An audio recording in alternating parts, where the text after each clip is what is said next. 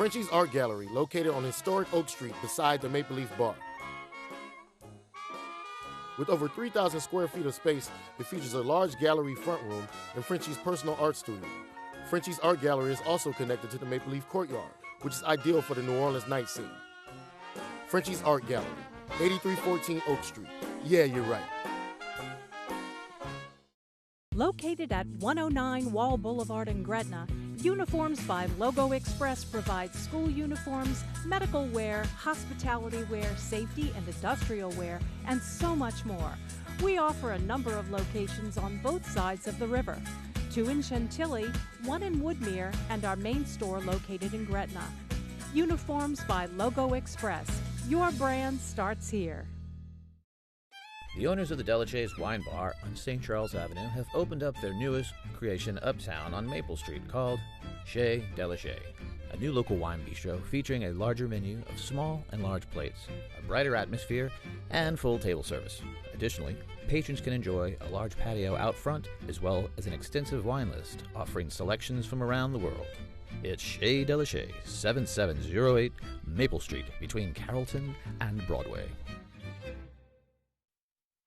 Here's the bottom line.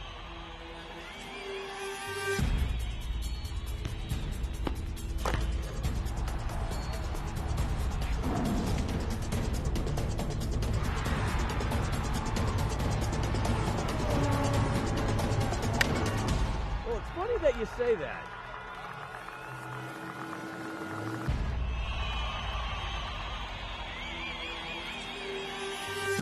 Let me tell you.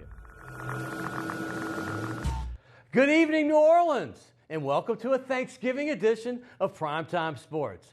Well, I can't really candy coat this too much, but it's been a tough weekend for the local teams here in New Orleans. I got to say this, other than basketball, we saw what happened in football. Between the Saints and LSU's heartbreaking losses and Tulane dropping their 6th game in a row, well, it's been a rough stretch of days here in the Crescent City. Hey, the LSU Tigers and Florida Gators, they got it on at noon.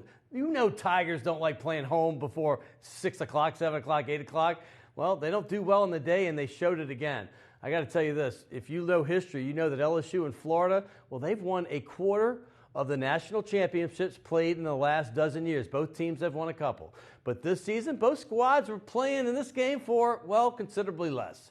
But they're still significant for these reasons. The Florida Gators needed a win to become the SEC East champion.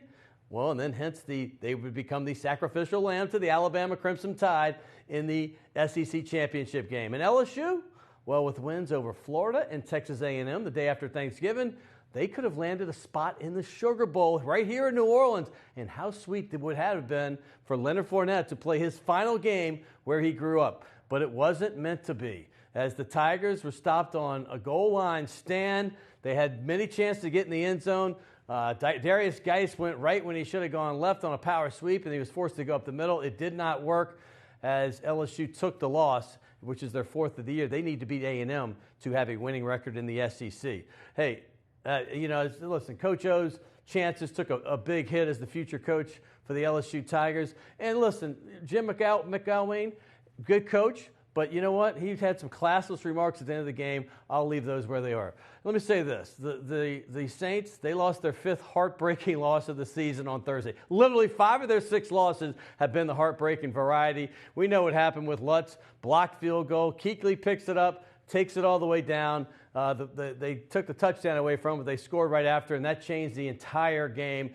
And now they're on 4-6. And like I said, their playoff hopes are on life support. Hey, good news, though. The Pelicans, they got Drew Holiday back, and they're 2-0 with the guard that had to sit out. Remember, his wife had a brain tumor, and she also gave birth to a baby. But this team has now won 4 of their last 6. Very impressive, 2-0 with Holiday. So give the Pelicans a chance, particularly with the football teams not doing so well. Hey, I've got a great show, albeit a different show for you today. I've got John Brady. He's going to forecast the entire big LSU and the rest of the teams locally and some of the best teams in the country in college basketball. And I've got Dickie Brennan, the restaurateur from New Orleans Commander's Palace fame. Obviously, that's his family, and he's got his own set of restaurants. We'll know all about that. And the man that gave you baby cakes. That's right, Cookie Rojas is going to come on and explain why this New Orleans team is now the Baby Cakes. We're coming right back. Stay tuned for a great show right here on Prime Time Sports.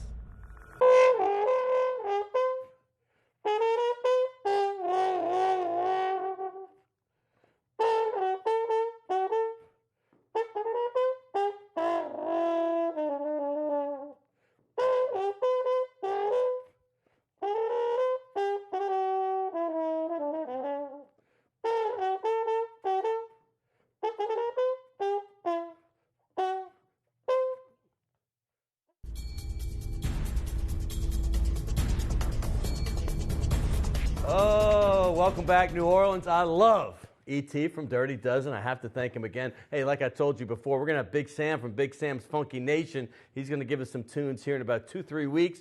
And next week, Charlie Wooten, formerly of the Royal Southern Brotherhood. But I told you that this show was going to be a little bit different, a little out of the ordinary than what we've been doing all fall. You know, it's been Saints and LSU, Tulane football. We've hit those hard. NFL, NCAA football. I'm going to take a bit of a break. We're going to go a little different. The basketball season has begun, and I want to talk some NBA and NCAA, but I want to talk about the local teams and see what they're doing, and none better than a guy that I brought in last year during the NCAA tournament. He was my NCAA March Madness correspondent. You know him well. His name is John Brady. He was the head coach of LSU for 11 years, including a Final Four in 2006, the first time that they had gotten there in 2 decades. He also coached another 8 years with Arkansas State, 6 years at Samford before that, 25 as a head coach, 40 in the coaching business. And here he is right here. Once again, John Brady. A slimmed down John Brady. Look at this guy. I don't think it's just the black that makes you look so good. Look at you. I think it's the color. You can do anything with color. How you doing, buddy? I'm doing great. Doing great. Good to have you back. Well, it's good to be here. And I know we had you on a couple of times. You're my correspondent, so we kind of got into what you did at LSU and kind of the great memories of some of those great teams you had. Obviously with Stromile Swift kind of right when you got there, and then you had those other great teams. And what I loved about John Brady's basketball team, you got to the Final Four beating Duke, the #1 team in the country, Texas with LaMarcus Aldridge in the Elite Eight, but you did it with local dudes. You had 4 guys like Big Baby and Tyrus Thomas and all the guys from Baton Rouge. And oh, by the way, the 5th guy, he happened to be just down the road in St. Martinville. So real quick, talk about how great that was. Well, it's special. Dale had took them there. Coach Brown had took them there 20 years before, and we were able to put a nice team together, a young team actually. And 5 of the top 6 guys were from Louisiana, 3 of them from Baton Rouge, and I don't know if that'll ever be duplicated again. St. Martinville, and then Taz and Mitchell's from Denham Springs, they're right down the road. So it was a special group, a group with a lot of personality. But let's be honest, it's a group of good players.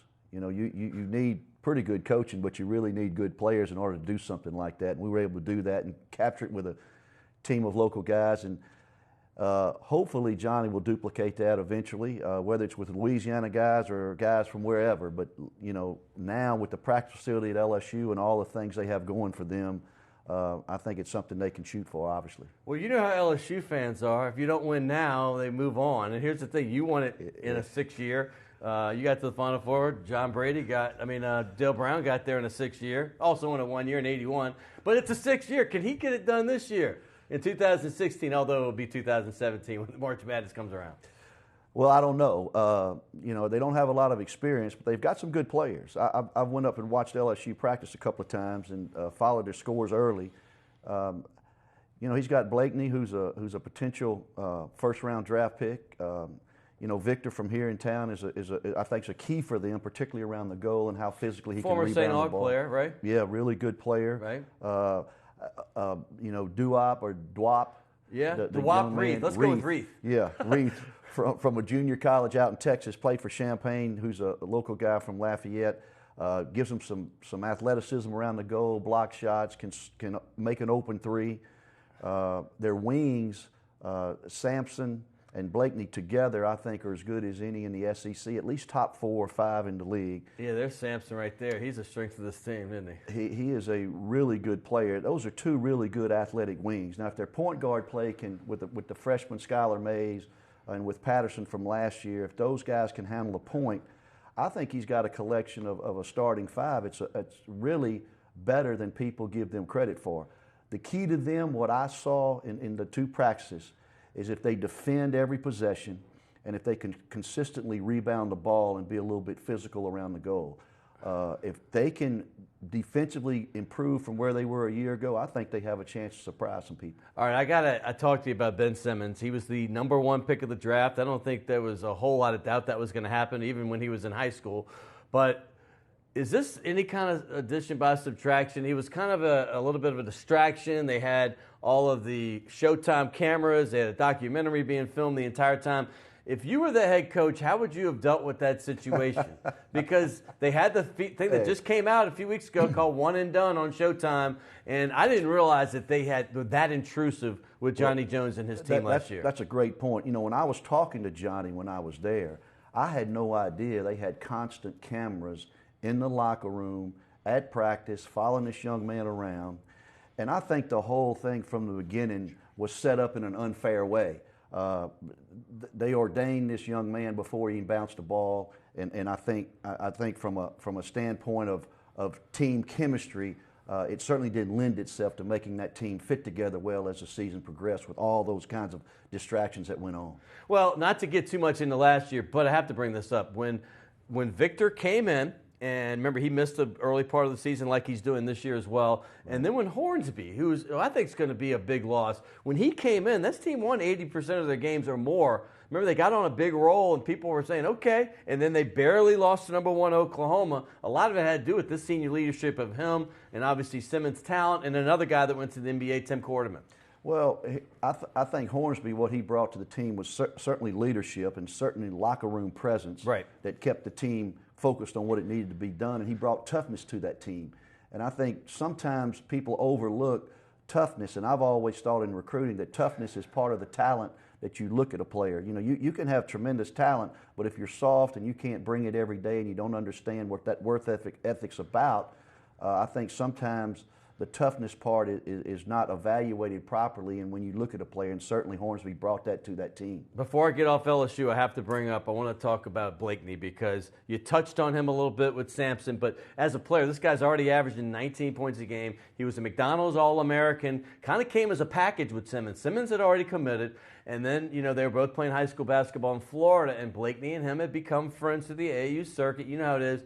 And when he decided to come, now he seemed lost last year, but now he's showing the leadership I think a lot of us assumed that was going to happen last year. Well, a lot of times when you emerge out from under that shadow that Ben Simmons created for that whole team, now it's Blakeney's turn to step up and shine and be a leader himself.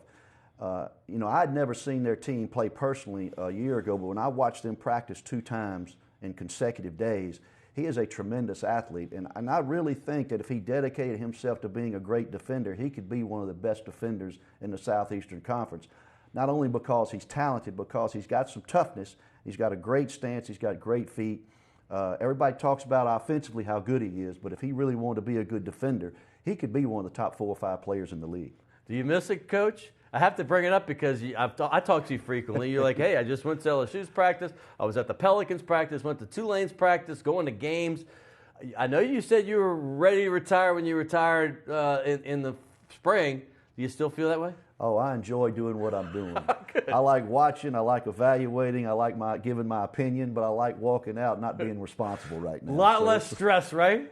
I got a stress-free life for the first time in 40 years, and it feels really good, quite honestly. So you started coaching, what, 8 or 9? I mean, 40 years? Maybe 10. All right, let's talk about Tulane. I have a lot of Tulane fans that watch this show.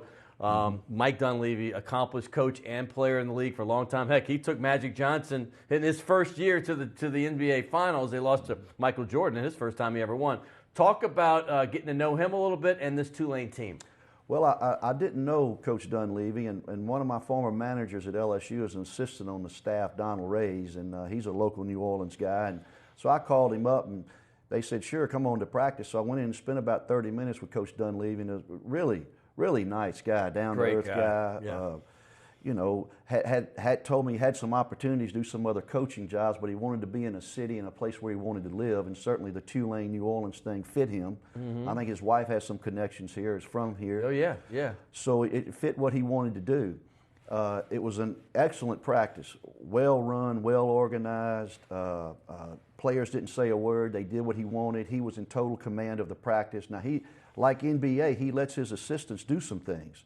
But when he walked on the floor, he took total control of the practice, and I was impressed with what they were doing. And then I went to the Carolina game, and they played Carolina well. And I think Carolina may be one of the top 4 teams in the country. I think Carolina's got one of the best backcourts in the country, obviously, but I thought Tulane at times played really well, and their team looked like it was put together well, and they knew what they were doing. Listen, it was a 20-point loss, but it was much less. It was a Cam Reynolds, game. you saw in that picture, I think is playing fantastic basketball. I want you to talk about him, but they played Oklahoma, Missouri, Arizona State, North Carolina to start the season, and they got Georgia Tech coming up. Tough schedule, but talk about Cam Reynolds and that tough schedule. Well, I think Cam Reynolds, when I was at Arkansas State, I went and recruited him a little bit. When he's from Texas, from Houston, outside Houston, and we recruited him a little bit. And he's a little bigger than where we were, but I've always liked him. He's a versatile guy. He can play inside. He can play out. When he makes a few threes, he's able to get a defender to come with him. He can take it to the goal also. I think he's one of the keys to their team.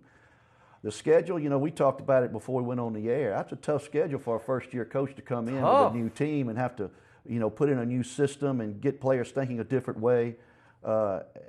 Those teams he's played off the bat, it's not going to be indicative of maybe the wins and losses, but it is indicative if you really watch how they're playing. They are an improved team.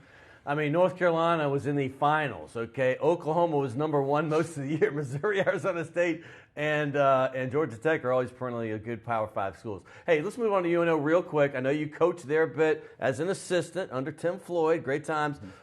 Mark Schlesinger, the head coach, is one of my favorite guys in this entire city of New Orleans. Talk about them and the privateer. Well, I haven't seen them play, but if you ask anybody that's local here, Mike Girlando, Stacy Hollowell at Loyola, any of those guys, they'll compliment on what a good coach he is and what a good job he does. UNO is not the UNO it was when we were there in 1991 when Mace was out there running that thing. He let us do what we wanted to do, and but now it's a little limited. So he's done really well with the things he's been able to do it with, and that's always to mark to me of a good coach, is what he's doing with what he can do it with.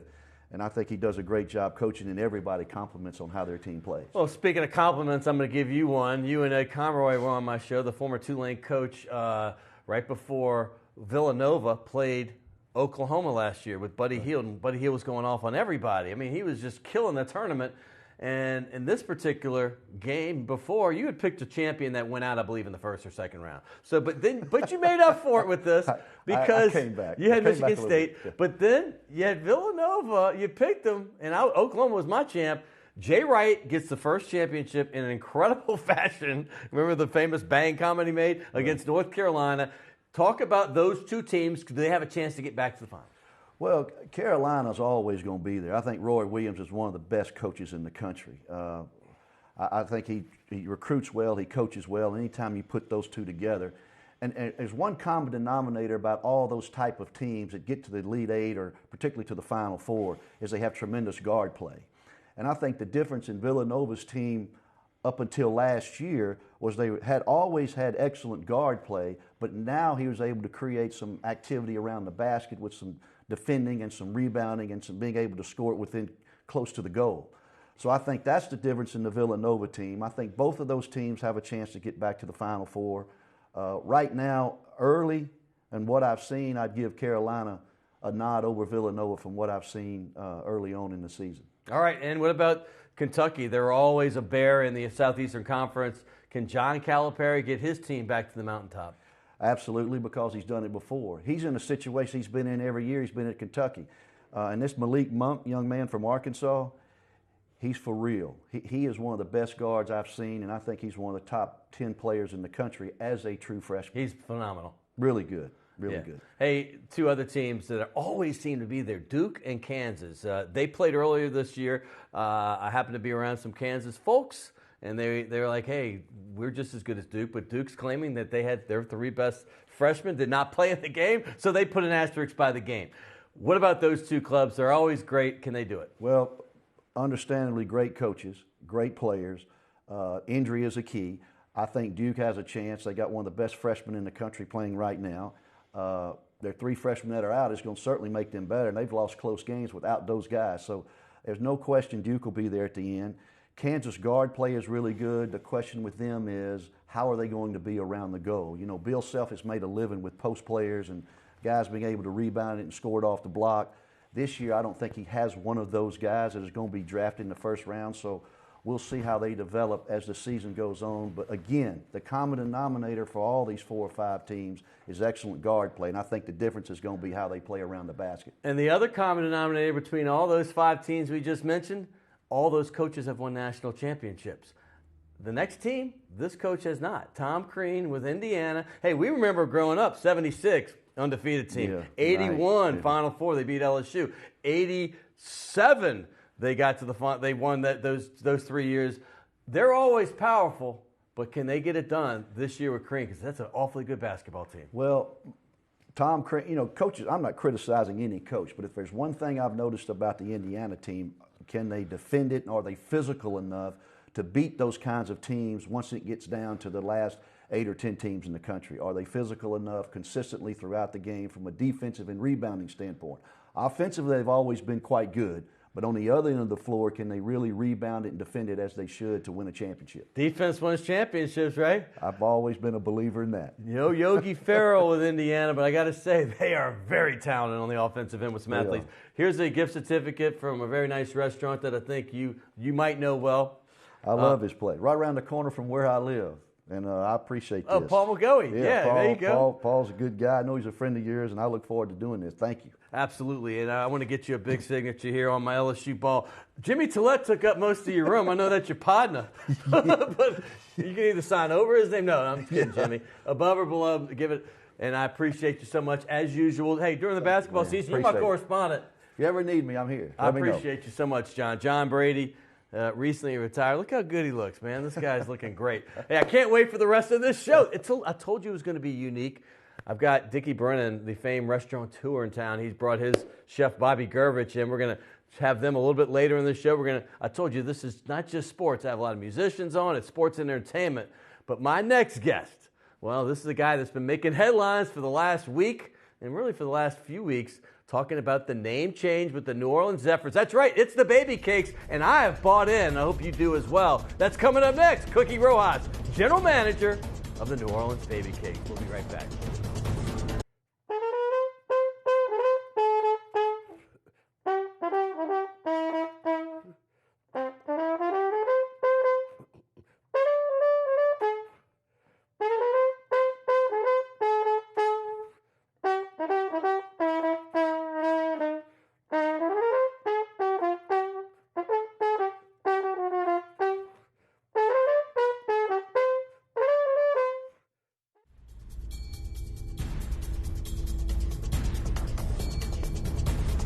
Oh, as you can see from that wide shot, we have a lot of New Orleans Baby Cake paraphernalia, I should say. It's apparel and great stuff, hats and shirts.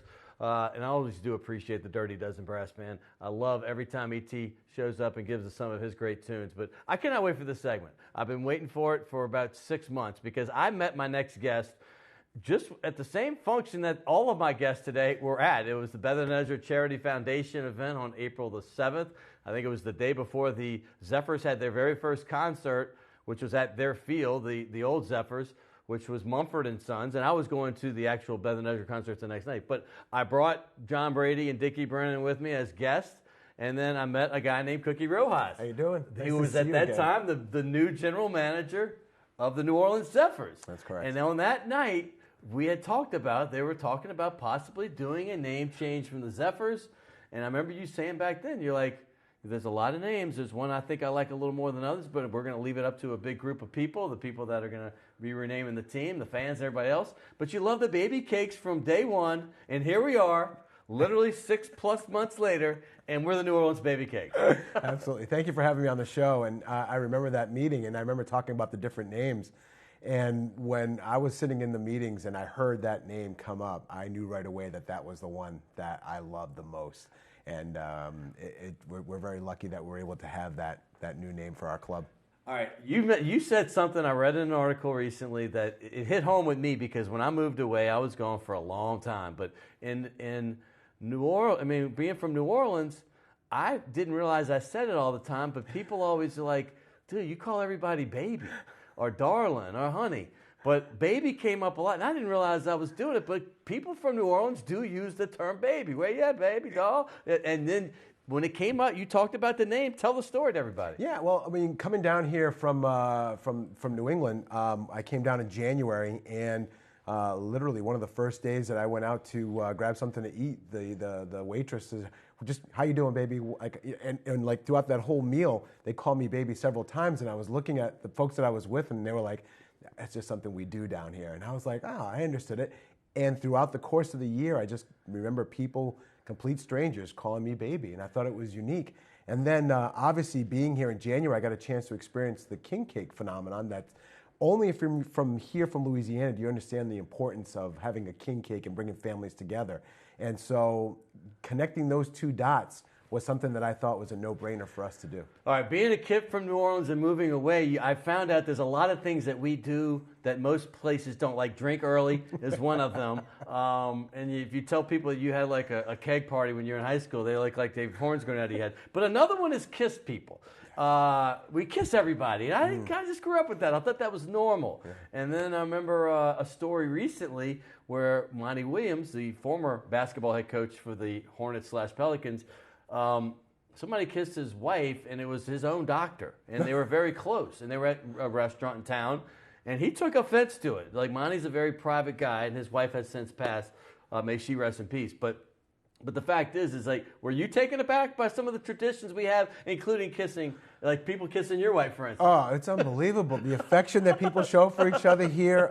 Coming down here, I had an opportunity to really see how family-oriented Mardi Gras really is. It's not what you see on the Travel Channel. That does exist down, on Bourbon Street and Canal and all that. But really, when you're uptown or when you're in Metairie, and I was blessed to ride in the Napoleon Parade, had a chance to ride in another parade, and got a chance to see what beads really meant to people and fans and folks being out late.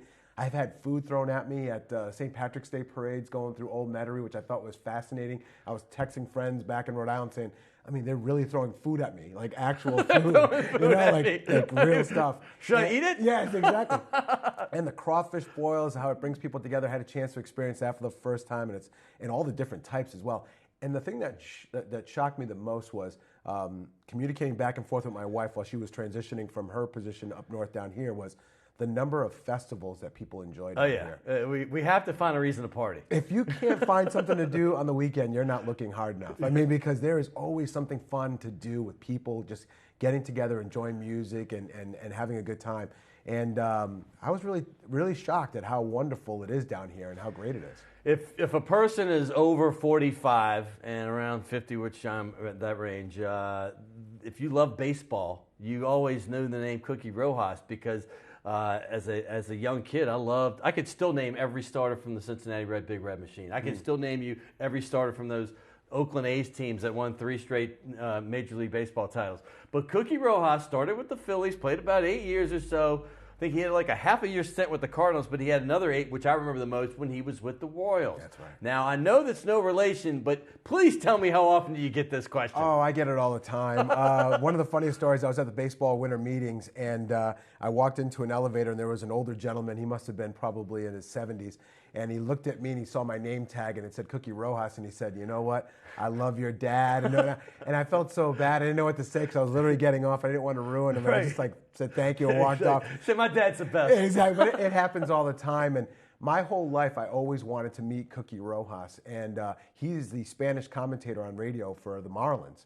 And so when I went to spring training, I got to the stadium, and there were 2 Cookie Rojas media badges waiting for me. And I was like, wait, is he in the building? And I finally got a chance. Did you get to meet him? I finally got a chance to meet him. I have all his baseball cards. I was awestruck because he was the most cordial, such a gentleman, and we had a great conversation and gave me a cell phone. I was just like, wow, this is great. And did he say everybody always asks, man, are you Cookie Rojas' dad? Are you the guy from Pawtucket and the baby cakes now? Yeah. Oh, man, I wish. But I've had the pleasure of meeting his sons because his sons coach in AAA baseball. And so when I was with the Pawtucket Red Sox, they would come in, and I would get a chance to hang out with them, and they also go by Cookie. So we had a chance to do that as well. All right, you're part of Pawtucket for a long time. To me, I mean, I love baseball, so that's one of the first, if not the first, minor league baseball teams I ever heard of. I mean, Pawtucket Red Sox. I mean, you always got that. Rhode Island. I have a lot of friends from that area as well when I lived in Atlanta.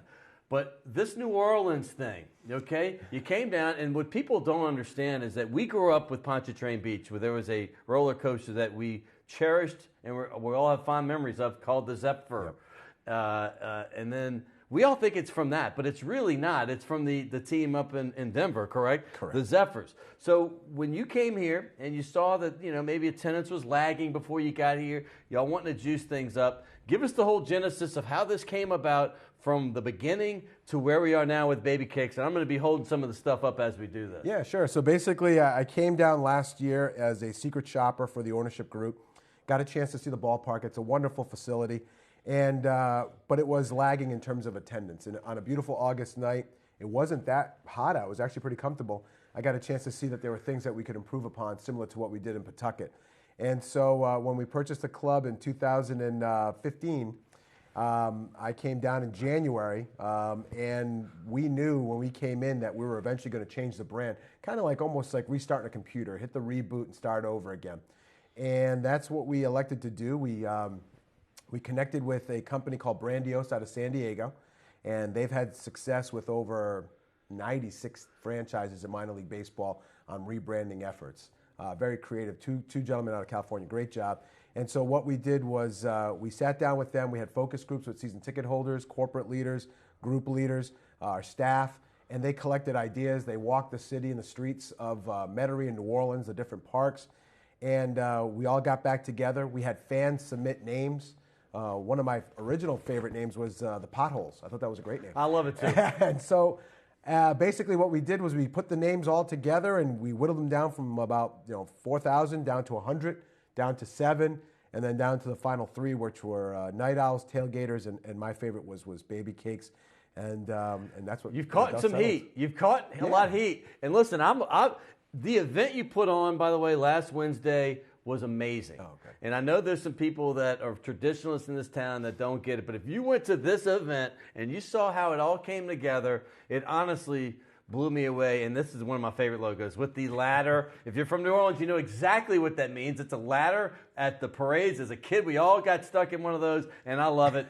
Congrats. I want you to let people know how they can get this great merchandise, because I know you're already doing a great job of selling a lot of it, and I know you want to probably sell more because it looks fantastic. Yeah, absolutely. You can go to cakesbaseball.com, CAKES baseball.com. That's our website. It's the first time in the organization's history of an online store. Or you can go right to the team store. We're going to be open until 4 today, until 4 tomorrow, 9 to 4. And we're going to have some Black Friday specials as well. Black Friday, that's right. Hey, this re-airs on Thursday, so if you're catching it then, that's tomorrow. But if you catch it normal time Tuesday, 3 days, Black Friday specials. You are not part of the Saints organization, but they are across the street. Yes, they are. Is it called Baby Cake Stadium? What's the name of your stadium? We're working on that. We're working on that right now. So, all right, give me a little. You got it. We'll get that out to you soon. The Strino Airline's still going to be a nickname, correct? Still is, yep. All right. Cookie Rojas, the man, the myth, the legend, here he is. Hey, go get your Baby Cake stuff. It looks fantastic. And I'm telling you what, speaking of fantastic, we've already had a great show with John Brady. We kind of took a break from football. I talked about it in the open. But, man, after last week and that 0-3 and the 2 heartbreaking LSU and Saints losses, I had to take a break personally, and I'm so glad I did. I've had Cookie Rojas. Thank you again. Thank you very much. I just had, obviously, John Brady. But next, well, I'm talking sports and entertainment. I'm having my first restaurateur in town, and why not go with somebody from the great Brennan family? It started with Commander's Palace, and now they have an entire empire. Dickie Brennan Jr. coming up next right here with Chef Robert Gervitz. Later, we're going to cook up something for you, but we're going to get to know the man, Dickie Brennan, next right here on Primetime Sports. The mark of Legacy Kitchen is simple. We offer numerous dishes like chicken enchilada soup, prime filet and loaded baked potatoes, baby back ribs, and so much more. At Legacy Kitchen, we serve American fare, crafted cocktails, and we offer a great selection of wines by the glass. Metairie at Vetz and Martin Berman, and in the Warehouse District at Chapatulas and Girard.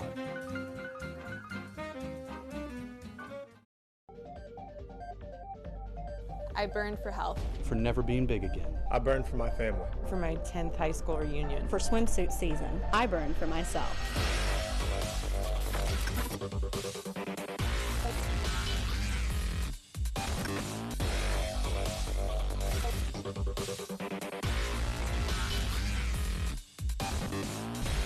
Theory Fitness.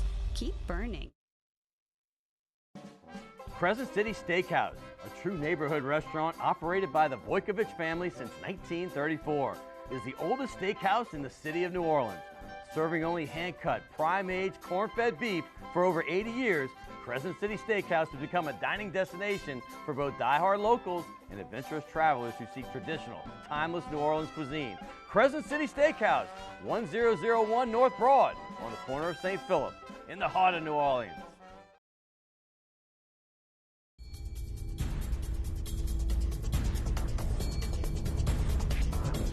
Welcome back, New Orleans.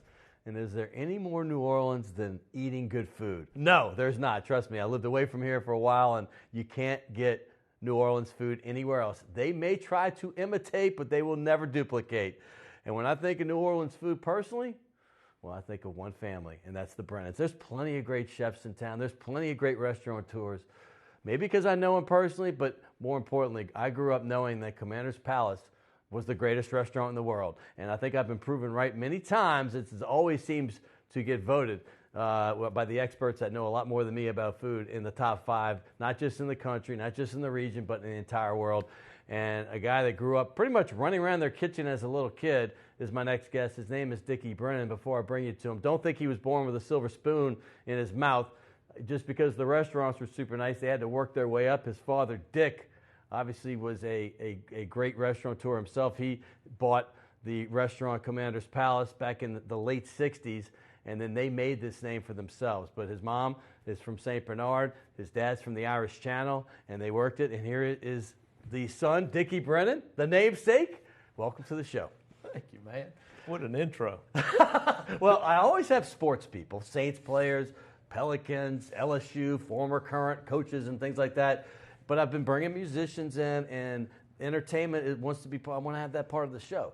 And there's nothing more entertaining than going to a nice restaurant. So I want to talk to you. I'll get to know you a little bit. We're going to have a cooking segment after this. Hey, I'm going to be like Regis and Kathy Lee, baby. We're going to have our own cooking segment right here for the first time ever on Primetime Sports. But I want to get to know how your dad got into this. Can you give me the story of your father, Dick, and how he got in the restaurant business in the beginning, and how you decided to do it yourself? Well, it was my dad's oldest brother, I guess back in the 40s, and he had the opportunity to buy the old Absent House. And so, Irishman running a bar on Bourbon Street made a lot of sense. Oh, yes. But not too long after that, I guess, the environment there was a lot different than you'd see today, but it was a great saloon, but they had Fats Pigeon was a piano player, so it was more of a piano bar. And they were serving some food to the customers, just some snacks. But across the street, it was called the Vieux Carré Restaurant. And this is back in the late 40s, early 50s, I guess. And all of a sudden it became available, and that's when the family decided, let's open up a restaurant. And I think it was, What year would that have been? That was in the 50s, okay. Maybe early 50s. All right. It might have been 1950. Right, okay. And they wanted to do something nice. And nice back then was French food. I mean, that was so some Irish French immigrants decided to open up a French restaurant. So they went for it. They smart enough to hire a guy that knew how to cook French food. But I think their instincts of being very hospitable, with serving great food. And I say all the time, it made sense to me, the Irishman running the bar. Right. But when we decided to open a French restaurant, and then here we are many years later, God bless America. I mean, anybody can live a dream in this country. It makes no sense that our family decided to open a French restaurant when Galatoire's, Arnaud's, Antoine's were all within a couple blocks. I mean, how crazy. I don't know what was going on, but, But what a great story. Commander's Palace, as we know it, I mean, it's consistently talked about as a must-go place for tourists, okay? Yeah. Now, take us through real quick the Commander's Palace that is today and the Commander's Palace that your family bought, because it's been around since the late 1800s. I know that. Commander's the second oldest restaurant in the city. It's to Antoine's? 130, right. Antoine's the oldest restaurant in the country. In the country, right. Continuous owned and operated. Right. And what's unique in New Orleans, we probably have maybe close to 10 institutes or restaurants that are over 100 years old. You can't find that anywhere in the world. I mean, that's how powerful and how strong it is part of our culture to dining restaurants, that we have restaurants that are around that long. So, but Commanders, we lived in the neighborhood, and when Mr. Moran passed away, I know the family went over to pay respects, and Miss Moran was in her 80s and just said, the kids aren't interested, and I don't want to run a restaurant. And so it was like, well, we go downtown every day, you know, my dad, his brothers and sisters to work. We live in the neighborhood, and talk to us, and I think 30 days later we owned Commanders. I mean, you Palace. must have been like an 8-year-old kid. Well, I was like 7. 7, okay. And so, yeah. You know, I say if your dad was a basketball coach, you grew up in a gym. Well, I grew up in a kitchen at Commanders Palace. And, yeah, you kind of run around. If you need a quick meal, you know, we might go get a po' boy at Don Melisse's. You're going over to Commanders. Look, and, you know, and all the kids in the neighborhood, I mean, we hung out there, and we would go get snacks in the afternoon. And, you know, I never forget, I fell in love with this dish called Baby Veal Lafayette that Paul Prudhomme had created. And I'd go order like 3 and just wipe them out. I mean, you're 12 years old. It's easy to. 3 finally, you know, it's like, why don't you order something different and quit ordering 3? You know, that was just to hold me over until I'd go home and have dinner.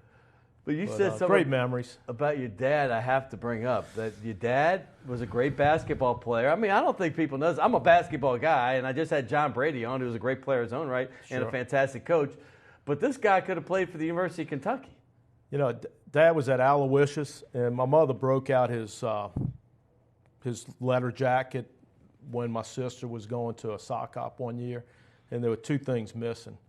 He didn't have a star for his freshman year. He wasn't captain of the team his freshman year, and he wasn't MVP of the state his freshman year. But he was all district, all state, MVP, you know, other than that one year. And, adult rough. And the guy he competed against was a guy named Bob Pettit. Oh, my gosh. One of the greatest of all time. So that was Johnny Alchabella. Yeah. This incredible team. Never lost a game in 4 years. You know, I mean, they and Adult Rupp recruited Dad, had Christmas dinner at the house, and Dad was going to Kentucky. And then my grandmother, I believe, got sick. And Dad, you know, just didn't want to be that far away. Back then, it was a lot of travel to get from Kentucky to New Orleans. So he decided to stay home, and he went to Tulane, had a great career at Tulane. Yeah. He was in the Hall of Fame there. And, you know, my whole life, everybody would say, I used to watch your dad play basketball. You know, you think it was always his being a restaurateur, but he really had an incredible high school and college career. See, that's something you probably didn't know about Dickie Brennan and his family. And by the way, Johnny Altabello, who was at Aloysius at the time. And for you younger set, that became Brother Martin with Corey Jesus. They combined. But Altabello went on to have a Hall of Fame, and I mean Hall of Fame career as head coach for a potent De La Salle team for years and years. Hey, let's get to Dickie Brennan's restaurants. Dickie Brennan and Company is comprised. You're part owner in Mr. B's Bistro, but you've got another family member running that. Right, Cindy runs Mr. But B's. you have a quartet of fantastic restaurants. Palace Cafe, which, by the way, I got engaged one time 25 years ago at this restaurant. You have Bourbon House, which is the greatest seafood thing I've ever seen. I can never get over the big old trays of seafood that seem to go to the sky, the boiled seafood. Samara, sure.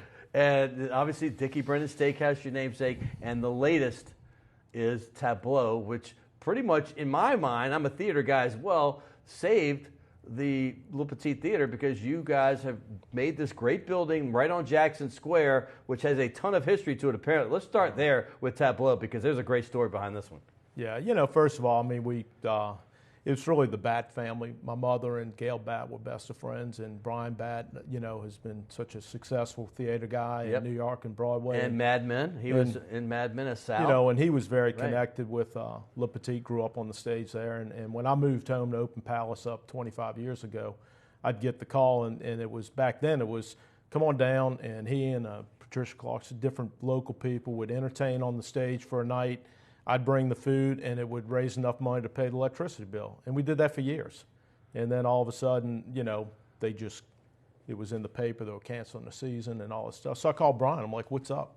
You know, and his mom, who I called Aunt Gail, you know, we do that in this city. She's not my aunt. Sure, but, I said, what's up? And Aunt Gail had just passed away. And so he's like, man, it's just financial. We got a huge problem. And I said, brother, we can't lose this on our watch. Your mom's looking at us. She's looking down. And then we just started working on it, and, you know, we came up with this new business plan to where the theater didn't have all these overheads. And so we assumed that, with the restaurant. But great shots right here, great. down, obviously right from Jackson Square. It's just a it's tremendous so beautiful. building. Yeah. I mean, I still pinch myself. I can't believe, that we're there and we're continuing, history on that corner, because that corner is just, at one point, the last Spanish governor of the Louisiana Territory.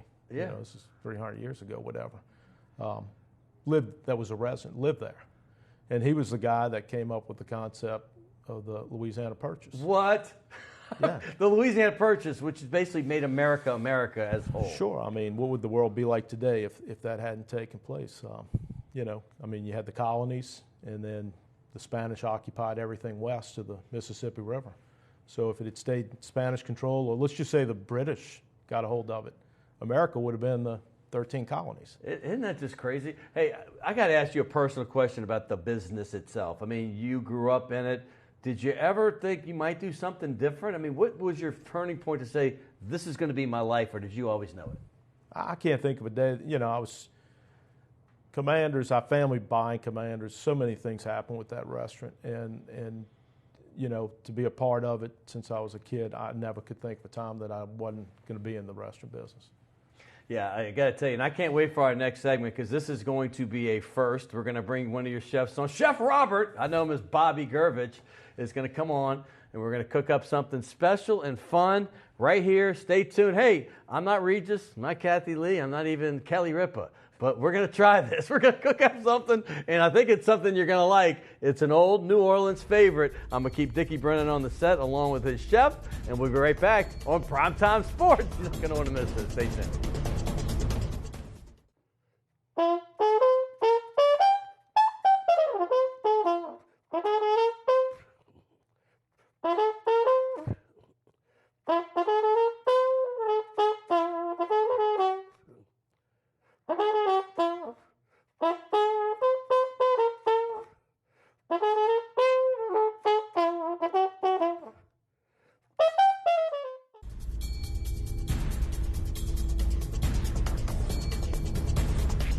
Welcome back, Crescent City.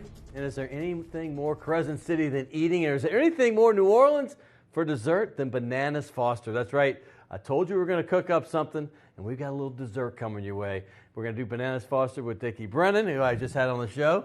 And I alluded to my man, Chef Robert, call him Bobby Gervich. And he is part of the whole Dickie Brennan company family. He goes from restaurant to restaurant.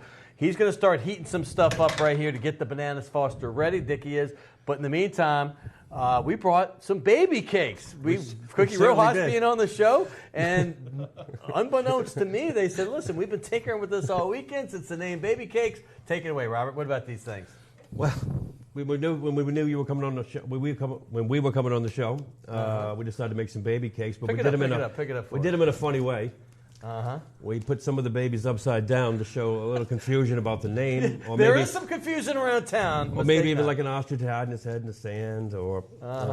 But we try to keep with the colors of the team. The inside is yellow. It's like a velvet cake. Nice buttercream icing. Very moist. I've already tried it. It's delicious. And if y'all weren't looking, I probably would have tried 3 or 4 of them. But anyway, now we're going to get on to the Bananas Foster. This is my first time doing any kind of cooking segment, and it won't be my last, and I wanted to bring the very best on for my very first one. So let us know what this is about. How do you make Bananas Foster at home? Well, I'm going to talk about the challenge first. I mean, you said bring some food or whatever. I said, well, what's the kitchen like? I said, what kitchen? There's no kitchen. So nothing better, but the chef's standing here, and I'm cooking. So this, but this is the dish that we've always done in the dining room. Bobby's like, I don't know how to do Bananas Foster. Y'all do it out in the dining room. So, and the beauty of it is all we ever do is we get to talk about food every day, all day long. And so that's why they're so talented. And that's, we knew who was going to be on the show. And when Cookie was going to be here, he starts going, I'm making baby cakes, And I mean, these guys are so talented. So he spent all his time developing the baby cake. What'd you make for John Brady? Basketball cakes? No. But I do have a problem. We talked about it. You told Coach Brady how good he looked 3 times, and you haven't said anything to either one of us about that. That's a problem. I didn't get the retort back. But John Brady is on a diet, so he actually left right before we did this cooking segment.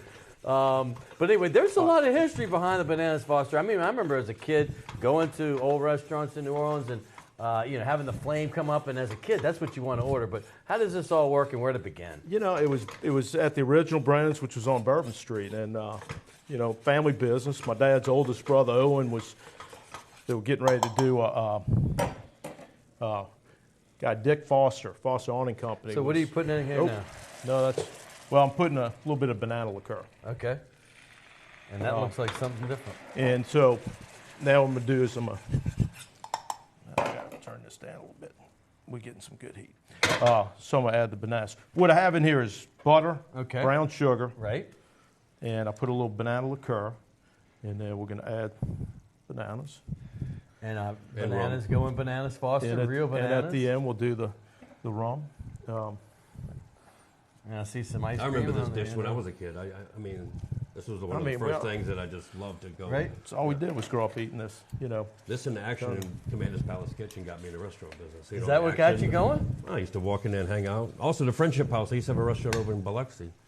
That was amazing. And your families knew each other, right? Bobby's dad and my dad were best friends. Right, So, I mean, Bobby's a little bit younger than me, but we grew up together. And so I'll tell the story. But we're there. We're ready to flambe. We're on this thing now. So flambe, explain that to some transplants like Cookie Rojas who just moved here. What does that mean? The dish is very simple. So, I mean, in order to get a little excitement, what they did was they decided to add a little tableside flambe. Oh, hello, McFly. That's what flambe means. Okay. So like the that's what we got carrier. to do in the dining room. That's a real heat going on right here. We got some flames. So, it was a very simple dish, and it was created for this party for Richard Foster that my uncle was hosting, and my Aunt Ella was in the kitchen at the time, young lady who was in the back of the house, which is very unique, and her story is incredible. But she came up with this concept with the chef. What year were we talking about? It's back in the 50s. In the 50s, and okay. so they did this out in the dining room for Richard Foster's meeting that he was having, a little private party. And, back then those guys would eat in the restaurant 5 days a week. So came back the next day, they did a tableside in the dining room, and he just kept coming in, and they kept calling it Banana Foster. And, hell, it's worldwide renowned now. It's worldwide now, and then it started really in your just family. over a little bit of ice cream, So menus in London, I saw it everywhere. Yeah, it blows my mind. I mean, and that's what we talk about. I mean, this is simplicity at its best. I mean, it's very basic, but they're in a kid that just doesn't go crazy when their parent or grandparent bring them into the restaurant and they see a tableside, and it makes them want to go eat in a restaurant, and that's why we have such a rich tradition in New Orleans with dining out, and that's why restaurants are 100 years old, and it's our culture. And this is just one of these dishes that creates a lot of good memories. Do all your restaurants do it? I mean, Palace, we do a tableside. You do a tableside with the flame. And what we Commander's stuff. But what we do is we've incorporated the dish in a lot of things. Like a steakhouse, we have Banana Foster bread pudding. At the Steakhouse, right? So we do it in a bread pudding. We used to do it called the Banana Faster. We took all the ingredients, put it in a blender with the rum. All right. And it's like a Brandy Alexander, but it's banana, ice cream, effect, right? rum. All right. I didn't know that. Called it Banana Faster. Banana We opened Faster. Mr. B's. It was Banana Faster. So we've always had fun with it. I'm fascinated with this whole program you got. Explain this little the chef in, what did you call it? Chef in residence. Yeah. What does that mean? What are you doing with that? Well, I mean, man, we've grown up forever. I mean, we've been together. We've known each other like brothers. But Bobby has an incredible career. He went up to New York City. He's out in California. He worked for some of the best chefs that you would know. Danielle Ballou, I think I have a picture of him with one of those chefs, actually. Oh, dude. Right. We'll figure it out, but y'all keep going. But Bobby he wanted to get back to New Orleans or whatever, and so we said, man, why don't you come join the team? I've got a lot of young people that we're trying to groom as chefs, and they just need some mentoring. And so we had an opportunity to bring Bobby. We've called it Chefs in Residence. Another guy, master chef, Rene Bajeau, is with us. So basically, Bobby and Rene, what they do is they spend a lot of time, instead of having to run a kitchen, they spend a lot of time working with young cooks, teaching them techniques, teaching them, we focus on different areas in each restaurant. So he bounces around, and he's a mentor, and he's a teacher. I went to the Emerging Chefs thing a few months ago. It was at the Cannery, and there was a Brennan. I think it was Brennan. Well, he represented your restaurant, and I thought his last name was Brennan, and I could be mistaken. It was a young guy. Jordy Brower. Okay. My sister Lauren's, so this is my nephew. So he's a Brennan. So right. We've got the fourth generation right. in the in the restaurants now. So is he in college now? I mean, what is he? Jordy has done college. He went to he went to Johnson & Wales Culinary School up in Denver. Went and worked in New York City cooking. So he's got great education. He's got great work experience. Came back home. We sent him over to Aunt T. He spent like a year at Commanders. And now he's coming in. He's starting his career with our company. He's going to be a part of our company. And he's at Bourbon House, but he's, getting a feel for everything so he can be a part of what we you try mentioned to do. Aunt T, and I think this is interesting for people that don't know. You have T. You hear these names all the time. Lolly, T, Ella, Dottie. Explain to everybody who these people are exactly in relation to you. Okay, well, I get confused. So don't worry. Right. Dottie and Ella are my dad's sisters. So right. Your aunts? Senior generation, my aunts. And then T is Ella's daughter. Okay. And your cousin? Lally is, her dad was John Brennan, who's deceased. But so the four of them are all, kind of Commanders. And then Jordy would be the nephew of T and Lally.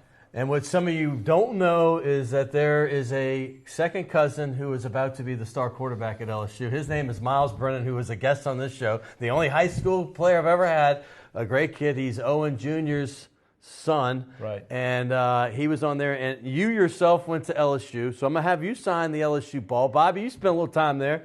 You Not get a little enough, signature. No. We're going to get Bobby because he's the single funniest human being I know. I didn't let him get a chance to shine, unfortunately. But we did talk about the baby cakes. But Bobby, tell us about your start in this business as well. Give me that ball, Redhead Tsunami. We got the ball. Well, like right I was here. saying earlier, this is a true story. When I was young, I was at Friendship House in Mississippi. They used to have a restaurant in Biloxi.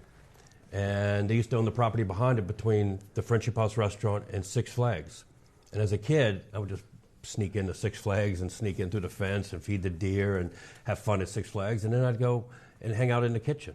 And I was probably about 12. And I would just go in there and they knew who I was. And I was friends with the family and I would eat shrimp remoulade. And then I'd play kick the can and silly things like that on their property. And I would go hide in the kitchen. Nobody could find me. I was eating shrimp remoulade. And I just used to love the restaurant, this feel of a kitchen. And then the story about, Commander's Palace and seeing the flames and all the noise and the chaos. I thought that was just, as a kid, that was the neatest thing in the world. Because at Commanders, you can walk through the kitchen. And there's so many different rooms at Commanders. A lot of restaurants are just a restaurant. It's a room. Yeah. You've got the garden room. You got the front room. You got all these other areas. It's just fabulous. And I love how you've recreated things with your own restaurants and put your own stamp on all of them. Tableau, let's do it again. Tableau, Palace Cafe, obviously Bourbon House and Dickie Brennan Steakhouse. All these are some of the finest restaurants we have. We know there's other great restaurateurs in town, but to me, you're the original, my man. Your family and yourself, and you bring it on. That's not true. And here's some stuff that I know you guys eat other places, and I gotta say this is a one-time thing with Canola. I mean, that's a sushi place. I want you to go there, and we're gonna go get a little wine over there at Chez de la Chase. So, my man, thank you so much. Thank you both for coming. My first one. I can't wait to get this. So glad to be here. I'm just glad we didn't burn down the studio. We had to keep the flame down because these lights. We have a brand new studio here. And I'm going to get you to sign the LSU ball. Love to, right? See if we can find one right up in here. Okay. And hey, my man, you got a little corner down here. Didn't really spend enough time there to be able to sign it. Anyway. That's a coin flip. There's so many people to thank on this show. My man Will did a tremendous job trying to figure out how to do this. Of course, that is William Hill, the producer of this show and many others here. I want to thank Jim Dotson, Ron Yeager, for everything they do for this show and all of the shows at WLAE. I couldn't do it without the Redhead Tsunami. We're about to get in the car and drive on for Thanksgiving to Austin. And then everybody behind the scenes, Jay Smoove, Naila, Kenny Juno, and we even have Danielle back there today. She's interning for the day. Hey, and Adam as well. Hey, by the way, it's been a great time today. I appreciate everybody watching. We'll see you again next week right here on Primetime Sports.